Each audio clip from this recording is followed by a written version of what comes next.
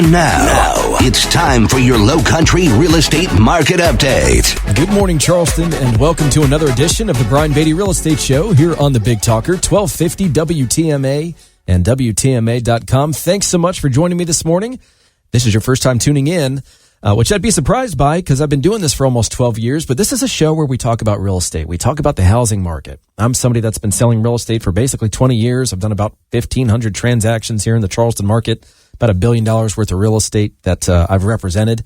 And I share my experiences with you. I hope you understand what's happening, not just in our own local market, but how other parts of the country are affecting us. Of course, we add a little political opinion in there. And of course, what greater time than right now with everything that's happening to kind of think from a macro perspective, 30,000 foot view on really what's going on with not just the real estate market, but just the economy in general.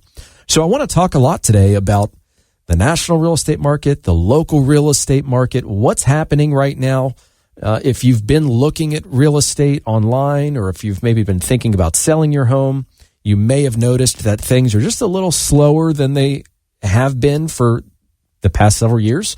So I want to dig into that. I want to help you guys understand what's really happening in the real estate market right now. So we'll talk about the cause. We'll talk about the effect. We'll talk about what ultimately you can do about it, right? There's I think some great opportunity, quite frankly, for buyers right now to get a good deal on some real estate. And it's been years since we've been able to say that, really ever since COVID, right? Well, after the initial part of COVID, at least. And then when the real estate market just started going gangbusters, it became a very, very, very seller-driven market. Well, that's changing. So I want to talk about that. I want to talk about what some opportunities look like, whether you're a buyer or a seller, maybe even an investor.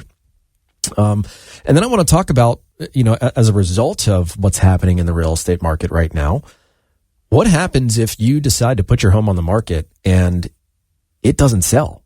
It sits there, right? How do you adjust? How do you have conversations with your real estate agent in a meaningful way that doesn't leave you feeling like the only thing they want to do is drop your price, right? Yes, of course, that is an option, but we're going to talk about a bunch of different ways that you can increase the exposure, the showings, the offers on your house without having to touch your sales price, right? And we talk a lot about that on this program. So for those of you that are just joining, or for those of you that maybe are listening for the first few times, I've put together a fantastic guide. It's about 50 pages long that I am happy to provide you guys at no cost, of course. We're in the process of turning it into a book, but right now it's through publishing. It is ready to send out. So if you'd like a copy of the most comprehensive home seller guide in Charleston, then text the word guide to 843-800-0065. Just text the word guide to 843-800-0065, and we'll send that right over to you. And it's got all kinds of great advice on how to ultimately save money throughout the entirety of the process, educate you on the process, and have you sell your home and walk away feeling like, hey, I did everything that I could, or that I wanted to, at least, to make as much money on this transaction as possible. So a lot of great information in there. Again, text the word guide to 843-800-0065. Of course, you can just call or text me on that number. It's my direct line. Check us out online. Listingsincharleston.com is our website. We're on YouTube, we're on iTunes, Spotify, Google Play, Instagram. We're everywhere. So just, if you want to just search us and absorb this content whatever way you like, we're out there for you. So all right, let's talk a little bit about the national real estate market for just a moment. So if we look at, and I'll talk about kind of like the few key areas.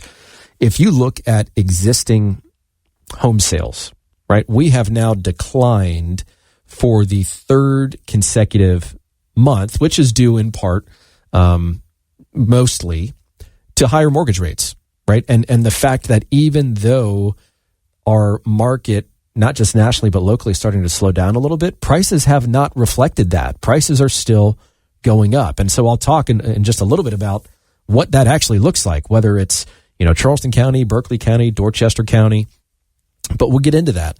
According to the National Association of Realtors, sales of previously owned homes dipped by about 1% month over month and about 3% year over year. And so we're looking at a seasonally adjusted rate of just a little over 4 million units sold, which is very close to what we were in 2023. And if you recall, 2023 was not a great real estate market. I mean, yes, prices still went up, but a lot of transactions that we thought were going to happen just didn't because interest rates continued to go up and it pushed a lot of people out of the market. So what's happening now is a lot of new properties are hitting the market. Nationally, new listings are up about 7%. Pending sales nationally are increasing. But the overall inventory, right, the amount of existing homes for sale at any given point in time, nationally, that's up 42%. So you're seeing kind of across the board that, we're starting to see a little bit of a depression in the real estate market. It's really just a return to normalcy, if we're being honest, but it doesn't feel that way because everybody's used to putting their home on the market and getting a ton of showings and offers and interest, and it's selling in the first few days or weeks if you didn't get that lucky, but certainly not months. And we're kind of in the position now where in multiple price points across the low country, we're looking at maybe months before the property sells. Of course, it all depends on how you position the property. We're going to talk about that too.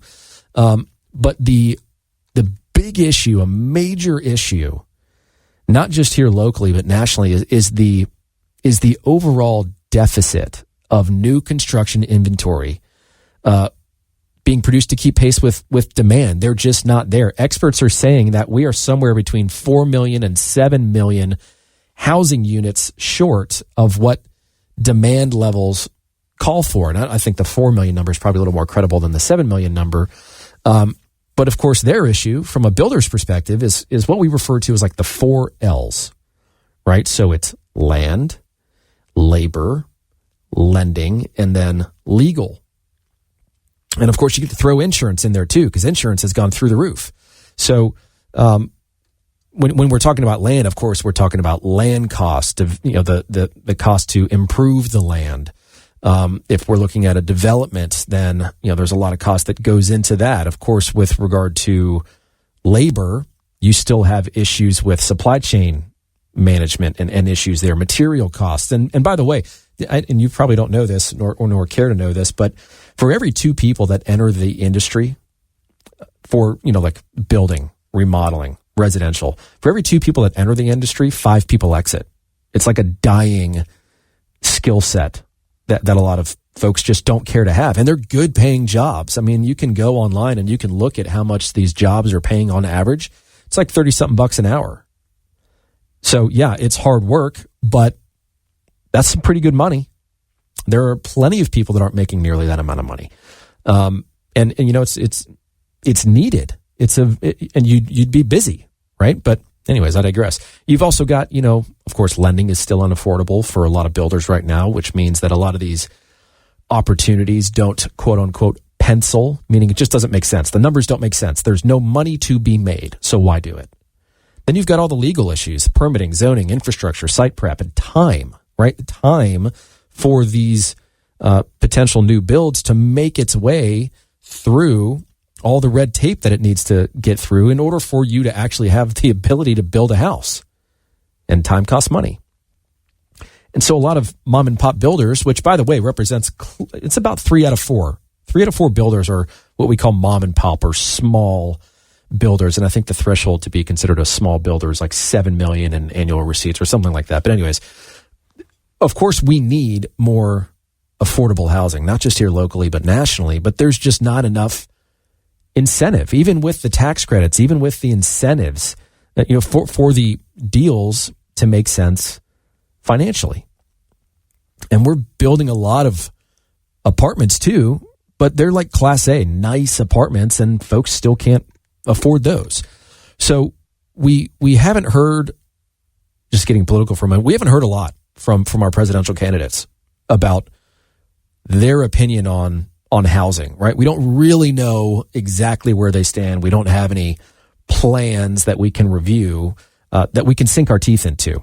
The only thing that I really could find, and this was on Trump's site, and he's got a 16-page like platform document on his official site, and here's what it says, quote, To help new home buyers, Republicans will reduce mortgage rates by slashing inflation, open limited portions of federal lands to allow for new home construction, promote homeownership through tax incentives and support for first-time home buyers, and cut unnecessary regulations that raise housing costs. So while that all sounds good, and, I'm rooting for the guy, but at the same time, I'd love to see some more specifics with regard to what we're talking about here, especially from other candidates too. I mean, real estate, housing in general should be a big topic of conversation.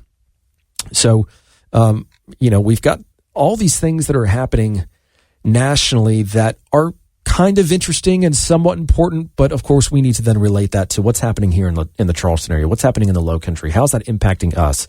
What am I going to do when it comes time for me to buy a home, for me to sell a home? What does the market look like? What should I be aware of, and where do my expectations kind of need to be, right? So that's what we're going to talk about when we come back. A lot to discuss today, a lot of great information I'm going to share with you guys. If at any point in time, by the way, you want to reach out to me, you're thinking of buying a home, selling a home, investing in real estate, you have a property you'd like for us to manage for you through our property management company, we've got some fantastic incentives for our radio show listeners. We'd love to share those with you. The number to call or text 843-800-0065. That's 843-800-0065. If you want to get your hands on that home seller guide, right, the most comprehensive home seller guide in Charleston, text the word guide to 843-800-0065. Check us out at listingsincharleston.com. I just talked about the national real estate market and kind of what's happening there, and whether that's going to impact us here in the Low Country. And so I want to talk now about the local real estate market because it has a lot of people confused.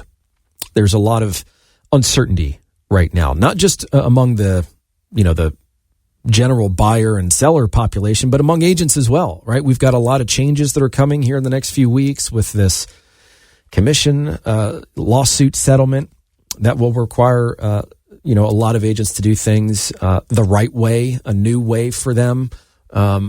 We've got some new just practices that need to be put into place. A lot of it, of course, is really designed to be for your benefit, for the consumer's benefit.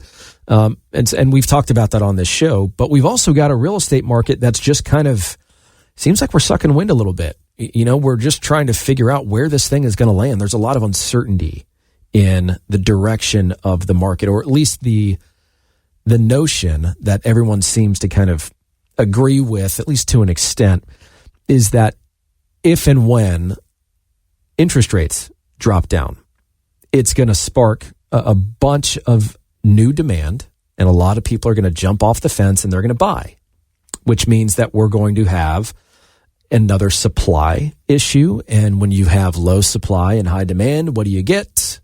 Higher prices. So it begs the question, do you do something now? Do you wait and just see how things shake out? A lot of folks that we talk to, because I've got a large real estate team and have for a long time. I've been selling real estate here for 20 years. And we have a lot of conversations every day with a lot of people about real estate.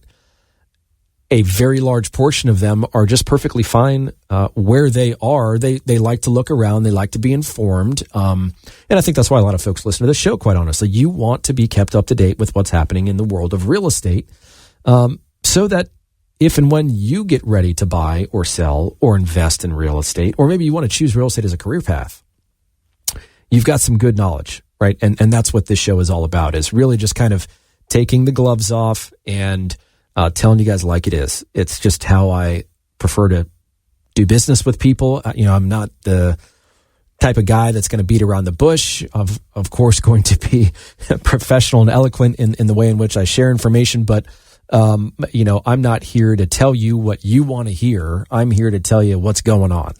And what's going on right now in the local real estate market, you're probably going to hear right here first, because there's not enough data yet to really tell a story that major media outlets can really sink their teeth into. I think Post and Courier's done a pretty decent job of it. And of course, there are some bits and pieces here and there that have been shared, but to really get an understanding of what's happening in the world of real estate right now, you need to talk to a high caliber agent, in my opinion, one that's really in tune with the market. And that's why I'm blessed to be on this program.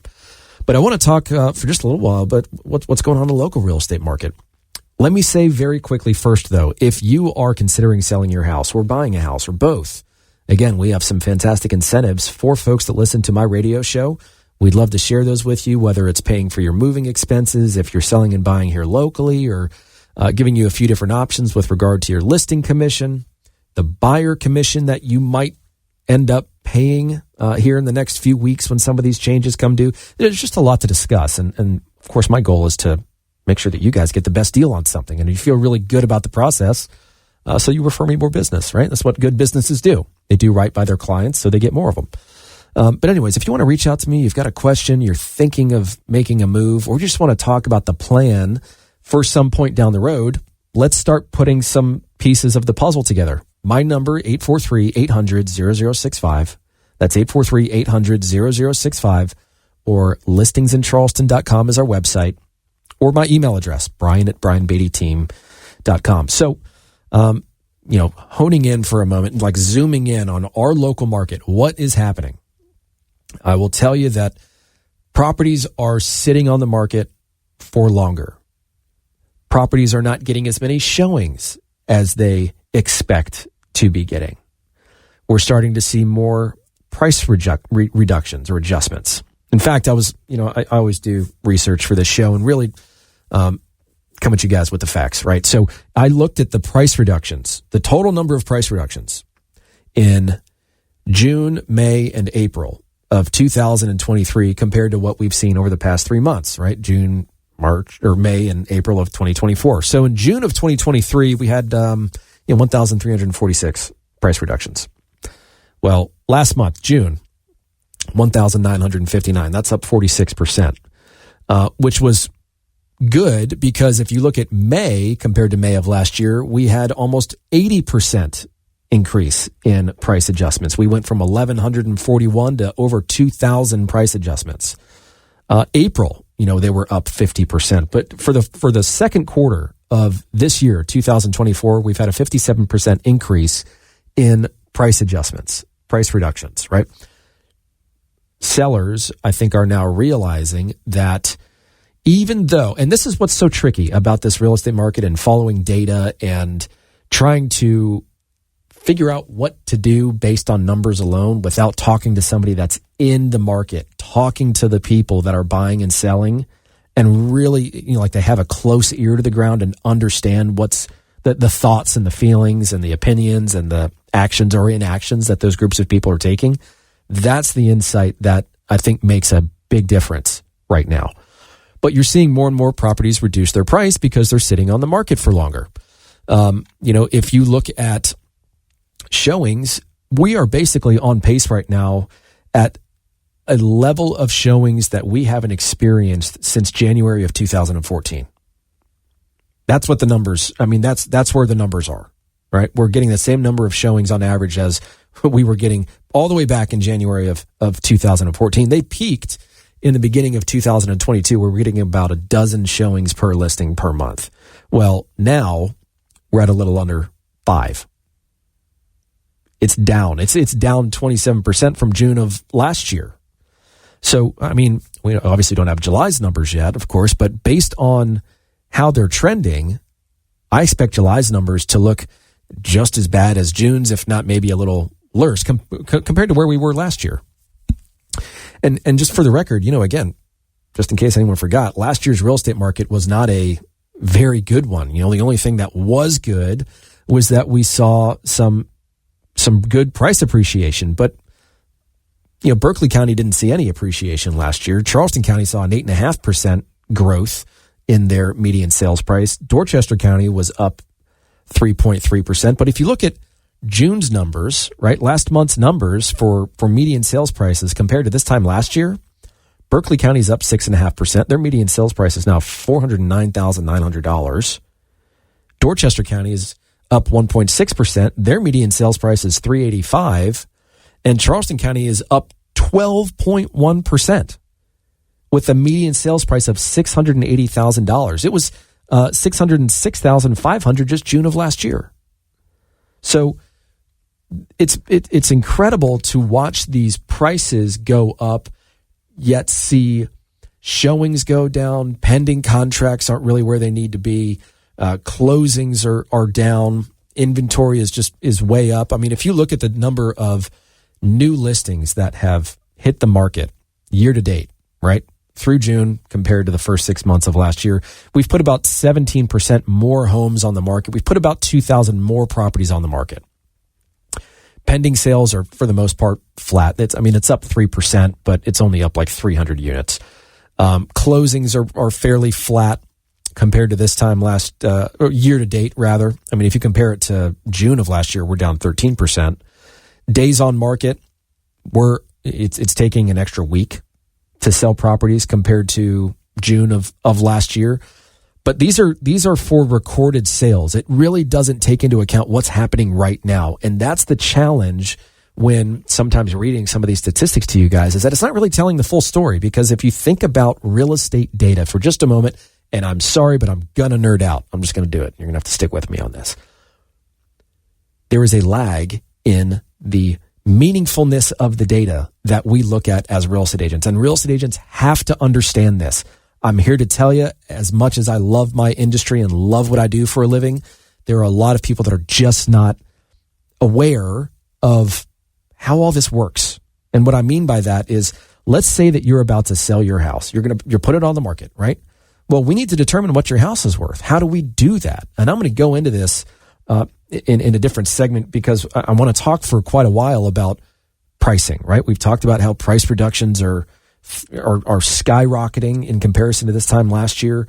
But when I'm looking at a property, I'm looking at things that sold hopefully within the last 90 days, if there are enough comparable sales to determine value. If not, I've got to go 6 months back. And if I have to go 6 months back, and we know that the properties in Charleston County, as an example, have appreciated 12% year to date compared to the first 6 months of last year, we have to make adjustments for that appreciation. We also have to make adjustments for condition, location, upgrades, features, repairs. All of those things matter, which is why doing something like a simple price per square foot calculation, we take 5 homes that have sold and we look at the average price per square foot and then tell you that that's what your home is worth, is ridiculous. I mean, it's so far off base in terms of how to determine value for real estate that people are missing the point. But just to hammer this home really quickly, if I'm looking at stuff that sold 90 days ago, in reality, that property was under contract probably 2 months prior to that. So we're at 5 months lag in data. But at the point in time that the offer was made, they were looking at comps 3 months, 6 months prior to that, right? Well, markets can move pretty quickly, especially when you're looking at something like Charleston County up 12.1% median sales price. That's a lot of money. We have to accurately account for that. And so even though we're seeing, year-to-date numbers like closed sales are pretty much flat and, pending sales are up just a little bit, that's for stuff that's under contract and stuff that's selling. What about all the stuff that's sitting? And that's when we get to months supply of inventory, or just total inventory of homes for sale. Total inventory of homes for sale is up 42%. That's a pretty big jump compared to this time last year. Month supply of inventory determines how frequent or at what pace we're absorbing all of that inventory, right? The longer or the more months supply of inventory we have, the closer we get to a buyer's market, which is somewhere around 6, maybe 8 months supply of inventory. Well, we're still under 3 months supply of inventory, meaning if nothing else hit the market, theoretically, there would be no homes left within 3 months. Now, of course, that's not going to happen, but that's basically what the numbers are saying. And so we also are dealing with the fact that we have major affordability issues in our market. So there's plenty of stuff that's going not great, if we're being honest. Luckily, though, rates dropped a little bit last week. We're a little under 7% now. I mean, it's good, but there's a lot of work to be done there in order to give buyers the confidence and purchasing power to get in the game, right, to enter the market. And it also creates, interestingly, a little bit of a gridlock because, slightly lowering rates, because as we've seen, it can cause buyers to kind of like wait, thinking that rates are going to go down further. And that, of course, is why our market is slow. There's just an absence of demand in the market on both sides of the equation. Buyers don't really want to purchase properties if interest rates are this high. Sellers don't want to give up the interest rates they already have. we're finally starting to see some opportunity for buyers to get good deals on real estate because these homes are not selling at the rate the sellers or the listing agents thought they were. And so that then begs the question is, what do you do if you're a seller and you did the right things, right? You interviewed the agents, you picked one that you thought you liked, and the home's just on the market still. It's not selling. What do you do? What are your options? How do you shake things up a little bit? How do you get more attention for your house? We're going to talk about that when we come back. If you're thinking of buying or selling a home, let me just say once again, I'm happy to take your call. Would love to earn your business. Of course, I sell real estate, during the week. I've been doing it for 20 years. Love doing this radio show on the weekends. But if you need some help with buying, selling, investing, or managing your real estate, we'd love the opportunity to earn your business. My direct line, 843-800-0065, 843-800-0065. Check us out online, listingsincharleston.com. You know that I like to just say thank you, and I do this every show, and I'm going to continue doing it for as long as I'm on here. I think we're at almost 12 years now on this program, and gosh, it doesn't seem like it's been that long, but I do appreciate those of you that listen to this show fairly religiously, and just I appreciate all the kind comments and the calls, and that really is appreciated. I do thank you for that, and I appreciate the opportunity to earn your business. It's a great platform to help inform you on the real estate market, the trends within it, the process, right? So that you can, use that information to your advantage. That's what this is all about, is arming you with the information you need to get the best deal you can get. And hopefully have some fun along the way, right? Appreciate and enjoy the ride and the person that helps you along the way. So if that's something I can help you with, if you're thinking of interviewing and hiring a real estate agent, my number is 843-800-0065, 843-800-0065, or listingsincharleston.com is my website, listingsincharleston.com. And just real quick, don't forget to check us out on YouTube. Like, when I do this radio show, I record myself, and then we put the videos on YouTube. We got like 1,000 of them. So tons of great content there. Of course, we're still on iTunes and Spotify and Google Play and all that great stuff too, if you just want to listen to it in the car, like through a podcast. But anyways, I want to talk now about what happens if your home is on the market and it's just not getting the attention that you think it should be getting. Maybe that your agent thinks it should be getting. You're not getting enough showings. The feedback is not really anything you can sink your teeth into. You don't really know what's wrong is the point, right? You just don't understand why the home isn't selling. And it's a position that I think a lot of people that are on the market right now are in, because it seems like, 6, maybe 8 weeks ago, there was this, invisible wall that was put up and everybody smacked against the wall and everything kind of stopped. I mean, I'm being dramatic, but I'm pretty confident in the fact that as of about 6 to maybe 8 weeks ago, something changed in our market, and it pumped the brakes on just the frenzy that we've grown accustomed to over the past several years. Again, properties are taking a little longer to sell. We're seeing more price reductions. I shared with you guys that, in the second quarter of this year, price reductions were up, what was the number? 57% compared to this time last year. And that's a pretty big jump. We've had over 2,000 more price adjustments in that 90-day period than we did in the year prior. So obviously, people are starting to catch on that you can't just stick a sign in the yard and take some nice photos with your iPhone. Maybe you're really good at editing them. I don't know, but it's still not the same as professional photos.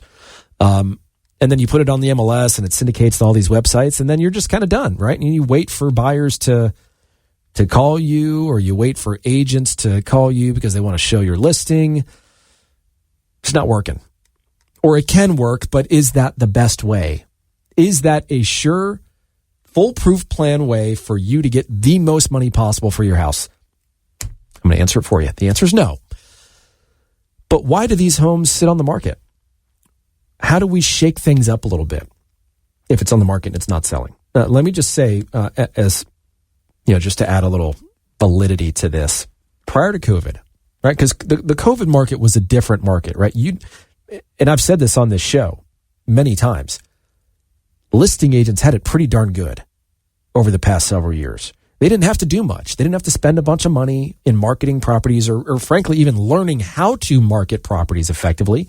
They needed to just make it publicly available, and then buyers fought over it, right?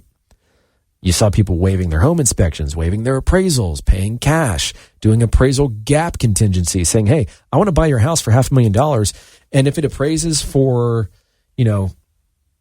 anything up to $50,000 less than what I'm willing to pay you, then I'll cover that in cash. It's not a problem, right? Well, those days are over.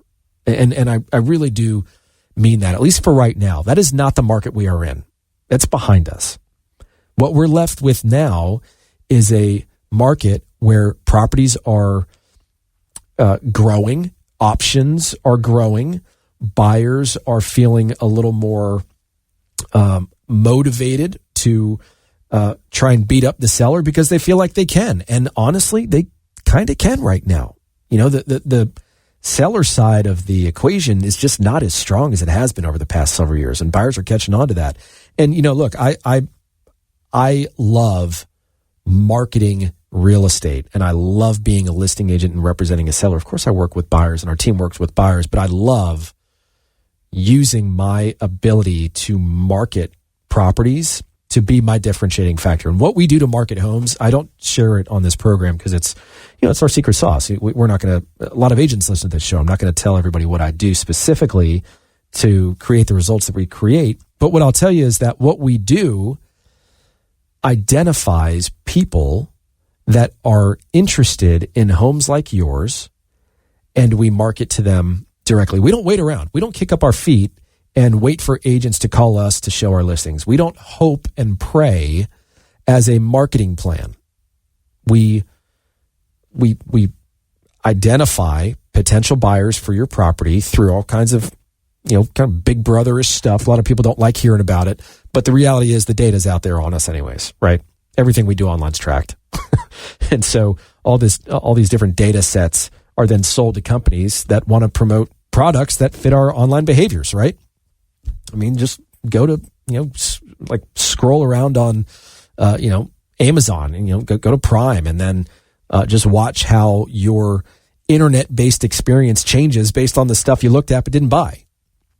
I mean, that's just the way of the world these days. And so we tap into that to identify and then promote your property to those folks. But anyways, I don't want to get too much into that. What I do want to say, though, is that what causes one of these homes to sell? That it's a good market. There's still buyers in it. You've seen other properties that have sold. Why isn't yours? Well, there's a few reasons here. And the first, a lot of this has to do with what the agent is or is not doing. But I will, and I'm just going to get this out of the way. It's not necessarily top of the list, but it's pretty close. And it's stubborn sellers. And what I mean by that is that there are plenty of folks that would like to sell. Hey, I'd like to go ahead and move forward with this, but your back's not up against a wall. You don't have to sell. This isn't a fire sale. This isn't, hey, if this home doesn't sell within the next X amount of time, I'm in real trouble. A lot of folks are just not in that position right now. So they're not going to make the adjustments necessary based on what's happening in the market to effectively get their property sold, because there's only so much a real estate agent can do, right? If your home, as an example, is severely overpriced, no amount of marketing is going to fix the issue. All we've done is just done a really good job of broadcasting the fact that you've got an overpriced property. Now, you might get lucky, and of course, there's always that thought in the back of your head that, well, it just takes one, right? All we need is one buyer that's interested, that falls in love with the place and is willing to pay, quote unquote, top dollar for it. Well, I guess dreams do come true every once in a while, and lightning does strike twice. I don't know. But for the most part, if your property is not selling and you as the seller are unwilling to adjust based on your agent's recommendation, based on actual feedback, based on market data, because you just don't have the interest in going to that number in order to sell the property, then so be it. And you might just have to wait for the market to get to your price in order to make sense out of selling it. And that's fine. But, there are plenty of sellers in that position right now. Again, they'd like to sell. They don't need to sell. I think you also have agents out there that are just not tuned in with the real estate market. I work at a big brokerage, and I'm not picking on anybody, but I think there's a pretty high percentage of agents that are really not in tune with what's happening in the market right now. There's this great quote that says that good agents know what's happening. Great agents understand what's happening, and exceptional agents can explain what's happening, right? I think a lot of people they know, or they kind of understand what's happening. They don't really know why, but they certainly don't have enough information or haven't dug enough into the data, or just don't have enough experience in the business yet to be able to really effectively say, like, hey, here's what's happening. Here's what I think's happening based on my experience. Here's what I think you should do and why, right? And I also think there are a lot of agents that are just not equipped to market your home the way that some of these other agents or teams are. I mean, we have a serious, I'm not going to say the number, but it's a big one, bigger than you'd think, a big marketing budget for our listings. Now, let me just say this really quickly, because this is a soapbox issue for me, but I'm going to be done in 20 seconds, I promise. I do not spend a bunch of my money on me. I spend it on my listings, right? The more interest I can gather and the more leads I can produce on my listings, quality leads, right? I don't want somebody that's looking for, $400,000 house inquiring on a $4 million listing of ours. Of course, we'll help them find a $400,000 house, but that's not the point. I'm trying to find the ready, willing, and able and appropriate buyers interested in my listings. And we have ways of doing that. But that's where I spend my marketing dollars. You're not going to see me on billboards. It's just, I'd rather promote my clients' properties than promote myself. Either way, it creates business. I would just rather have my clients be happy and use that as a differentiating factor. A lot of agents just don't have the marketing budgets. They don't have the skill set because, and I'm just, again, being honest, and there are broker in charges right now, people that run brokerages that absolutely understand what I'm about to say. They haven't had to. They haven't had to learn. They haven't had to spend the money because the market has been in such high demand that all that the seller needed to do was link arms with a real estate agent and make it publicly available, right? They didn't need all the fancy marketing. They didn't need to do all the stuff that, like we do internally to proactively find buyers. The property was sold in a few days for a great price. That's changing. It changed. Let me put it that way. It's changed. So now you need to find a real estate agent that really understands marketing and has some really cool tools that identify people for your house. The question should be, Mr. and Mrs. Agent, what are you going to do to specifically find buyers for my house? Like, what are the steps that you're going to take to go out into the world and find buyers and bring them to my house? And if you ask that question of 10 agents, random agents in a room, you might find one that actually has a strategy that revolves around that. 9 of the 10 are going to be some form of reactive marketing where, hey, we're going to put it on all these websites, and if somebody sees it and they contact us, then we'll help them, right? Well, there's no control there. There's nothing they're doing proactively to identify buyers for your house. That's an issue. It might be that your home is just overpriced and it needs to be adjusted downward. That might have been part of your strategy. It might just be a symptom of a slower than anticipated market. And not all agents have all the answers at all points in time, right? The market's changing right now. We have sellers that are on the market that I thought would have been sold, but are not. And so, I'm living through it as well, right? The difference is that I've been doing this for 20 years and I've sold real estate in a market where I've seen this happen before. I know how to react to it. I know how to position my clients for success because the reality is, if you're going to adjust your price, you want that adjustment to be worth it. Meaning, if you're going to take if you, the seller, are taking the hit and now selling your property for a lower price, you want to be working with a real estate agent that is going to do everything in their power to find buyers based on that new price.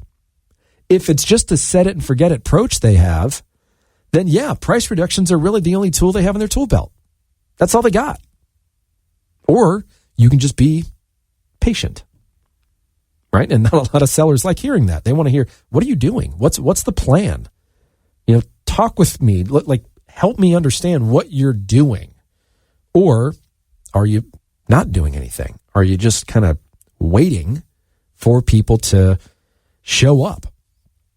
Things that you need to be thinking about.